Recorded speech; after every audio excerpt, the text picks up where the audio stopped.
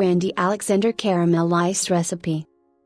I'm well beyond 21 for many years, but I have made my own versions of the Brandy Alexander Ice over the years. I've fooled around with the recipe in many ways and this version is one of my favorites.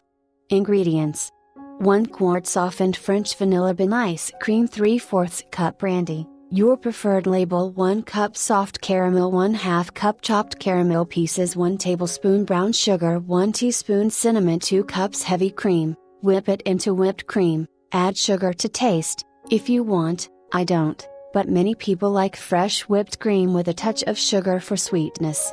You can use canned whipped cream if you want, but it isn't nearly as good as real whipped cream. 4/6 thin wafer cookies, more soft caramel to drizzle on top. Instructions: in a food processor, put the quart of softened ice cream along with the brandy, caramel pieces, 1/2 cup of the melted caramel, brown sugar, and cinnamon. Blend on stop and go, only until the ingredients are creamed together.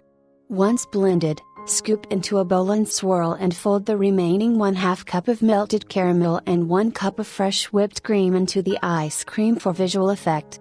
Divide evenly into 4/6 wine or champagne glasses, cover tightly with plastic wrap, and place in the freezer until frozen, about 2 hours. When ready to serve, adorn with the remaining fresh whipped cream. Drizzle more soft caramel over the whipped cream and stick a favorite thin wafer cookie into the top of the whipped cream for added visual effect and because people like cookies with ice cream.